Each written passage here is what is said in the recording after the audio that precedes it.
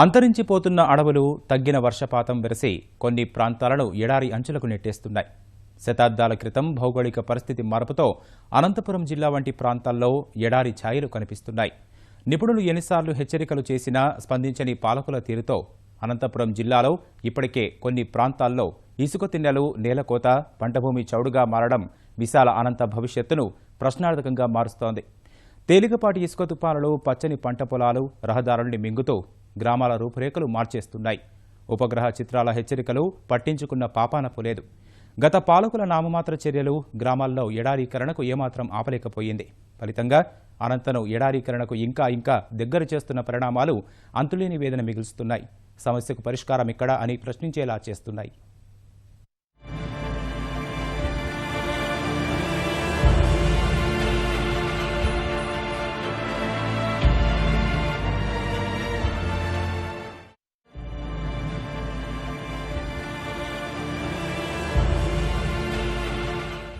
వరస కరువులు, దారుణంగా పడిపోతున్న వర్షపాతం,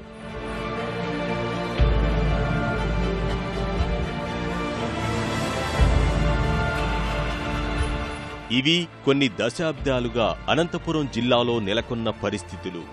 ఈ పరిణామాల మాటున అనంతకు పెద్ద ముప్పే పొంచి ఉందని సంకేతాలొస్తున్నాయి. భవిష్యత్తులో ఎడారీకరణ దిశగా పయనిస్తున్న అనంతలో ఇప్పటిలాగే చాలా గ్రామాల్లో ప్రజలు, రైతులు ఇబ్బందులు ఎదుర్కొంటున్నారు.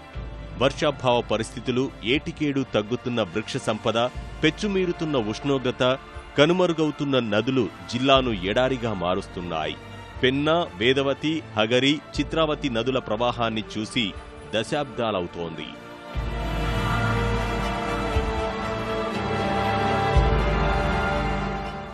అడపాదడపా కురిసే వర్షపు నీరు తప్పించి నదీ ప్రవాహం కనిపించలేదు. ఫలితంగా అవన్నీ దాదాపు మృత నదులుగా మారాయి.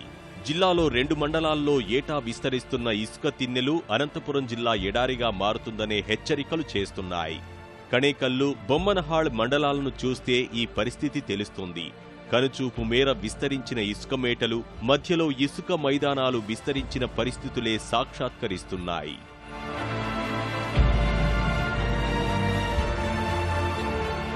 కడేకర్తి, మాల్యం, నాగపెల్లి, తుంబిగనూరు, గరడుచేడు, మీనహళ్లి, బెదురుకొంత, దర్గాహొన్నూరు, గోవిందవాడ, దేవనహళ్లి, కళ్లుహల్, పల్లనగడ్డం గ్రామాల్లో ఇసుక మేటలు భారీగా విస్తరిస్తున్నాయి.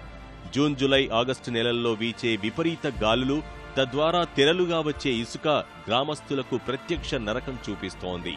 గంటకు 20 నుంచి 30 కిలోమీటర్ల వేగంతో వీస్తున్న గాలులతో కలిసి వచ్చే ఇసుక చేతిలో ముద్ద నోటి వద్దకు కూడా వెళ్లనీయని పరిస్థితి. 20 మీటర్ల ఎత్తున పేరుకుపోతున్న ఇసుక తిన్నెలు పచ్చని పంట పొలాల్ని కప్పేస్తున్నాయి. చేసేది లేక గ్రామస్తులు, రైతులు కన్నీటి పర్యంతమవుతున్నారు. తాతలు ముత్తాతల నుండి ఎన్నో సంవత్సరాలు ఉంటుంది. మాకేం జ్ఞాపం లేదు. ఎన్నో సంవత్సరాలు ఎడారిగానే ఉండిపోయాము. మాకు పంట పరిహారం లేదు. మీ ఎడారి పోతే మాకు కొద్దిగా తీసి మట్టి, నల్ల మట్టి వస్తే దాంట్లో ఎత్తుకొని పండించుకోవాలి అని తినే రుణాల బలంలో ఉన్నాం సార్. మేము ఇసుక వలన ప్రయాణానికి రానిపోయిన చాలా ఇబ్బందిగా ఉంది సార్. రైతులకు కూడా పొలాల్లో పంట వేస్తే ఆ వేరుశెనగ, ముఖ్యంగా వేరుశెనగ లాంటి పంటలు వేసినప్పుడు ఇసుక పూర్తి స్థాయిలో కప్పబడుతుంది. అందువలన ఆ పంట పైన ఇసుక పూర్తి స్థాయిలో పడడం వలన పంట అనేది దిగుబడి రాకాక ఈ వర్షాలు కూడా తక్కువ స్థాయిలో ఉండడం వలన పంట కూడా పూర్తి స్థాయిగా రైతులకు రావడం లేదు. ఎడారీకరణ ప్రభావం దశాబ్దాలుగా చూస్తోన్న ఇక్కడి ప్రజలకు అది సాధారణంగా మారినా, ప్రత్యేకించి గాలుల కాలంలో వీరు పడే ఇబ్బందులు అన్నీ ఇన్నీ కావు. దాదాపు 10,000 ఏళ్ల క్రిందటే ఇక్కడ ఎడారీకరణ మొదలైనట్లుగా నిపుణులు చెబుతున్నారు. ఇక్కడ ప్రవహించే హగరి నది దిశ మార్చుకుని కాలక్రమంలో పూర్తిగా ఎండిపోవడం ఆ పరిణామాలను వేగవంతం చేసింది. మొదట హగరి నది పలు గ్రామాలను తాకుతూ పెన్నలో కలిసేది. అనంతరం తుంగభద్ర నది వైపు దిశను మార్చుకుని చివరకు కాలగర్భంలో కలిసిపోయింది. ఇప్పుడు పూర్తిగా కనుమరుగైన హగరి నది గర్భం నుంచే ఇసుక తుపానుగా వచ్చిపడుతున్నట్లు తెలుస్తోంది. వాటికి తోడు రోజురోజుకు పెరుగుతున్న ఉష్ణోగ్రత, తగ్గుతున్న వర్షపాతం వంటి కారణాలు అనంతను ఎడారిగా మారుస్తున్నాయి. నిజానికి దేశంలోనే 2వ అత్యల్ప వర్షపాతం ఇక్కడే ఉంది. సగటు వర్షపాతం కేవలం 540 మిల్లీమీటర్లు మాత్రమే. ఏటా 250 మిల్లీమీటర్లు వర్షపాతం కొరత ఏర్పడుతుండడం వల్ల నెమ్మదిగా భూములు చౌడుగా మారిపోతున్నాయి. నల్లరేగడి భూముల్లో ఉప్పు పొరలుగా మేటలు వేస్తుండడం కూడా పరిస్థితిని మరింత తీవ్రం చేస్తోంది. ఇందుకు సంబంధించి అనంత భవిష్యత్లో ఎడారిగా మారుతుందంటూ ఇప్పటికే దశాబ్దన్నర క్రితమే ఉపగ్రహ చిత్రాలు హెచ్చరించాయి. జిల్లాలో 16,752 హెక్టార్లలో ఉప్పు మేటలు వేయగా 7,000 హెక్టార్లలో నేల కోతకు గురైందని చిత్రాలు చెప్పాయి. ఇసుక తిన్నెలు, మినీ ఇసుక తుపాన్ల ప్రభావం దాదాపు 12,500 ఎకరాల్లో ఉందని తేల్చాయి. ఈ సమస్యకు నివారణ చర్యలు ఏమిటన్న అంశంపైన శాస్త్రవేత్తలు, జలవనరుల, నదుల అధ్యయనకర్తలు పలు సూచనలు చేశారు. వాటిలో కొన్ని ప్రధాన అంశాలు ఇలా ఉన్నాయి. నదీ తీరాల వెంబడి 200 నుంచి 300 మీటర్ల వెడల్పున కనీసం 20 మీటర్లు పెరిగే చెట్లను నాటి అభివృద్ధి చేయాలి. జిల్లాలో ప్రతి 500 హెక్టార్ల పరిధిలో ఒకటి చొప్పున 3,625 వాటర్ షెడ్లు నిర్మించాలి. నీటి వనరులు మళ్లించుకోవాలి. సమీపంలో పారుతున్న తుంగభద్ర మిగులు జలాలు మళ్లించి హగరి నదిలో కలిసేలా చర్యలు చేపట్టాలి. సార్, ఈ ఇసుక దిబ్బల నుంచి చాలా ఇప్పుడు పంట పొలాలు కూడా బూనుకుపోతాయి సార్. వర్షాలు లేక గాలి వచ్చినప్పుడు ఆ గాలికి దిబ్బల మాదిరిగా కొండ మాదిరిగా వస్తుంది సార్. అది ఇంత పంటలు వేసిన పంట, చెనక్కాయ, మొత్తం ఏ పంట అయినా కూడా మొత్తం బూనుకుపోతుంది సార్. మడి ఇత్తాలంటే ఆడైతే సార్ 2 సార్లు ఇత్తాలంటే కూడా కష్టం. రైతుకి నుంచి చాలా కష్టం సార్ ఇసుక నుంచి. పొలానికి ఇత్తితే ఇత్తనము దాదాపుగా 120 సెర్లు వేస్తాము. పొలానికి ఎకరాకి 120 సెర్లు వేస్తున్నాము. అదే గాలికి ఇసుక వచ్చి అంత పూనుకపోతుంది. పైరు పూనుకపోయినప్పుడు ఏమవుతుందంటే ఎర్రగా అవుతుంది. అది అసలు పంటదో నాటెలదో అది ఆటికి నిలబడిపడుతుంది పైరు సార్. ఆ పైరు అంటే మాకు ఏమన్నా ఉపయోగం ఉంటే చెప్పండి సార్ మీరు. అనంతలో వేగంగా చొచ్చుకొస్తున్న ఎడారీకరణ నివారించేందుకు గత ప్రభుత్వాలు ఎలాంటి చర్యలు చేపట్టాయి, అమలు ఎలా సాగింది, నిధులు ఎలా వినియోగించారు, ఇలాంటి ప్రశ్నలకు మాత్రం సమాధానాలు లేవు. ప్రతిసారి ప్రభుత్వం ప్రణాళికలు రూపొందించడం, అమల్లో చిత్తశుద్ధి లేకపోవడం, నిధులు కరిగిపోవడం జరుగుతోంది. అవన్నీ గమనించిన చంద్రబాబు ప్రభుత్వం 2 ఏళ్లలో భిన్న కోణాల్లో ఎడారీకరణ నిర్మూలనపై పరిశోధన చేపట్టింది.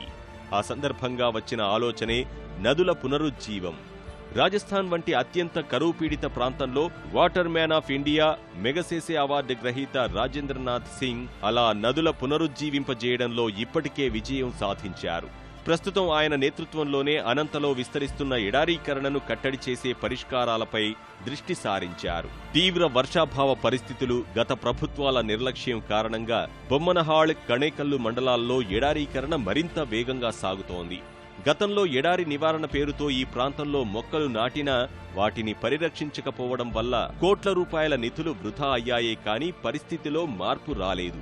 రాయదుర్గం నుంచి శాసనసభ్యుడిగా ఎన్నికైన ప్రభుత్వ చీఫ్ విప్ కాల్వ శ్రీనివాసులు సమస్యపై దృష్టి సారించారు. నదీ పరివాహకం నుంచి ఇసుక రాకుండా మొక్కలు నాటే కార్యక్రమం ఆరంభించారు. పొలాల్లోనూ పండ్ల మొక్కలు నాటి రైతులకు మేలు చేకూర్చే ప్రణాళిక చేశారు. ఇప్పటికే మేట వేసిన ఇసుక దిబ్బలతో చౌడుగా మారిన పంట పొలాలకు ఇసుక తరలించుకునే పథకాన్ని నీరు చెట్టు కార్యక్రమంలో అమలు చేస్తున్నారు. తద్వారా ఆ భూములను పూర్వస్థితికి తెచ్చేందుకు, వ్యవసాయ యోగ్యంగా మార్చేందుకు ప్రయత్నాలు సాగుతున్నాయి. రోడ్లపైకి ఇసుక చేరకుండా ఇరువైపులా చెట్లు పెంచాలని నిర్ణయించారు. ఇందుకవసరమైన నిధులు డ్వామా నుంచి కేటాయించి కార్యక్రమాల్ని చేపట్టారు. 46 కోట్ల రూపాయల వ్యయంతో ప్రణాళికలు రూపొందించారు. 3 ఏళ్ల కాలపరిమితితో పనులు సాగుతున్నాయి. మొదటి దశలో 17 కోట్ల వ్యయంతో చౌడు భూముల రైతుకు 5 ఎకరాల చొప్పున ఇసుకను తరలిస్తున్నారు. ఒక్కో ఎకరాకు 70 ట్రాక్టర్ల వరకు ఇసుకను తరలిస్తున్నారు. 2006 నుంచి ఇప్పటి వరకు కూడా ఇసుక మేటలకి ప్లాంటేషన్ అనేది చేస్తూ ఆ దిబ్బల్ని ఇక్కడ ముందుకు ఎగబాకుండా మేము ఒక ప్రయత్నంగా అప్పటి నుంచి పనిచేస్తూ ఉన్నాము. రైతులకు ఈ ఇసుక దిబ్బల్ని మనం ఇసుకని తొలగించుకునే వాళ్ళం అవుతాము. రెండోది రైతులకు ముందుకు ఉపయోగపడుతుంది. కాబట్టి ఇది ఒక మంచి కార్యక్రమంగా మన కాళీ శ్రీనివాసులు గారు చెప్పడం ఎంతో అభినందనీయం. మేము కూడా ఒక రాజస్థాన్ నుంచి డెజర్ట్ నుంచి ఒక ఎక్స్పర్ట్ని పిలిపించి, జయ వెంకటేశ్వర్లు గారని ఒక ఎక్స్పర్ట్ని పిలిపించి మేము చూపించి దీనికి ఏమి పరిష్కారం అంటే ఆయన ఏం చెప్పినాడంటే మనం ఒక ప్రతి 40-50 అడుగులకు ఒక వరుస క్యాషురీనా నాటి మనం వానకాలంలో నాటినామంటే అదే బతుకుతుంది. అది కానీ పెద్దదైందిరా అంటే తర్వాత ఇంక ఈ శాండ్ మూవ్మెంట్ అనేది దాదాపు ఆగిపోతుంది. దానికి అదనంగా ఇంకా ఏదైనా క్రీపర్స్ ఉంటే పంట లేని కాలంలో ఏవైనా క్రీపర్స్ అయితే అవి కూడా పెట్టుకోవచ్చు మనకు. దానిపైన వేస్తే ఇంక ఇసుక పైన కొంచెం అట్లా అల్లుకొని ఉన్నారంటే అది కూడా లేసేది కూడా చాలా తగ్గిపోతుంది అనేటువంటి రికమెండేషన్ ఆయన ఇవ్వడం జరిగింది. అనంతపురం జిల్లాలో నదుల పునరుజ్జీవానికి శ్రీకారం చుట్టడానికి కార్యాచరణ ప్రణాళిక రూపొందిస్తున్నారు. ఇప్పటికే ఇసుక తీవ్రంగా వచ్చి పడుతున్న సమస్య ఉన్న 2 మండలాల్లో తొలిదశ అమలు చేయనున్నారు. ఈ కార్యక్రమానికి నేతృత్వం వహిస్తోన్న వాటర్ గాంధీ రాజేందర్ సింగ్ కూడా అనంతపురం జిల్లా ప్రజల కష్టాన్ని తీరుస్తామని హామీ ఇచ్చారు. రాష్ట్ర ప్రభుత్వంతో కలిసి పనిచేసి అనంత రైతుల కష్టం తీరుస్తామని కూడా రాజేందర్ సింగ్ హామీ ఇచ్చారు. Rejuvenation of the river is very simple. In Rajasthan, just our all river is dry and dead. We start the 32 year before the very less rain in my region. We catch the rains and putting the subsurface aquifer and the water level come up and make springs. So these springs make a life of the river. So that is the river rejuvenation process. Here is, I think, same process we can use. ఎక్కడికక్కడ మనం పాత కుంటలన్నీ repair చేయాలి, చెరువుల్ని repair చేయాలి, నదీ గర్భంలో subsurface dams కట్టాలి. అనేక మన పాత బావులు దాదాపు జిల్లాలో 50,000 పాత బావులు ఉన్నాయి. ఆ బావులన్నింటినీ కూడా మనం మంచి వనరుగా ఉపయోగించుకొని వర్షపు నీటిని వాటిలోకి మళ్లించగలిగితే అవి చెక్ డ్యాముల కంటే ఎఫెక్టివ్గా పనిచేస్తాయి. మన జిల్లాలో లక్షల బోర్లు డ్రై అయి ఉన్నాయి. వాటిలో కూడా వర్షపు నీటిని మళ్లించే టెక్నాలజీ ఉంది తక్కువ ఖర్చుతో. ఇవన్నీ చేస్తే డెఫినెట్గా నదులు జీవనదులుగా మారుతాయి. దీన్ని గట్టి పట్టుదల పని చేయాలి. గట్టిగా పని చేస్తే తప్పకుండా మారుతుంది. హగరి, వేదవతి నదులను పునరుజ్జీవం చేసేందుకు రైతులు కూడా కలిసి రావాల్సి ఉంటుంది. రాజస్థాన్లో నదీ పరివాహక ప్రాంత రైతుల సహకారంతోనే అల్వార్ జిల్లాలో 2 నదులను పునరుజ్జీవింపజేశారు. దేశంలో ఆయనకు మించి నదుల పునరుజ్జీవనంలో నిష్ణాతులు లేరు, నిపుణులు లేరు. అట్లాంటి రాజేంద్ర సింగ్ గారే స్వయంగా మన ప్రాంతానికి వచ్చి 5 సంవత్సరాల లోపల దీంట్లో నీటి గలగలలు చూడొచ్చు, మనము భూగర్భ జలాలు పెంచొచ్చు అని చెప్పడం చాలా అంటే భవిష్యత్తు మీద ఒక నమ్మకాన్ని కలిగించింది మా అందరికి కూడా. కర్ణాటకలో ఎక్కువ డ్యాములు కట్టడం వల్ల మరి కిందకి నీళ్లు పారిన పరిస్థితిలో ఇక్కడ పడుతున్నట్టు వర్షాలనే మనం వడిసి పట్టుకొని సిరీస్ ఆఫ్ చెక్ డ్యామ్స్ కట్టడం కానివ్వండి, లేకపోతే దానికి అనుబంధంగా ఫామ్ పాండ్స్ కట్టుకొని మరి ఈ ప్రాంతంలోనే భూగర్భ జలాల్ని చాలా అతి లోతుగా ఉండే ప్రాంతం భూగర్భ జలాలు జిల్లాలో ఎక్కడంటే ఈ ప్రాంతంలో ఉన్నాయి. దీన్ని ముఖ్యమంత్రి గారు చెప్పినట్టు 3 to 8 మీటర్స్ లెవెల్కి తీసుకొని రావాలంటే ఇది చాలా మంచి కార్యక్రమం, చాలా ముఖ్యమైన కార్యక్రమం. హగరి రివర్ని మళ్ళా మనం రిజువనేట్ చేయటం అనేది. అనంతపురం జిల్లాలో అంతరించిన నదులను మళ్లీ పునరుజ్జీవింపజేయగలిగితే ఎడారీకరణకు అడ్డుకట్ట పడినట్లే. ఈ మార్గంలో ఈ ప్రభుత్వం అయినా యత్నాలు ఆరంభించడంపై మంచి పరిణామంగా చెప్పవచ్చు.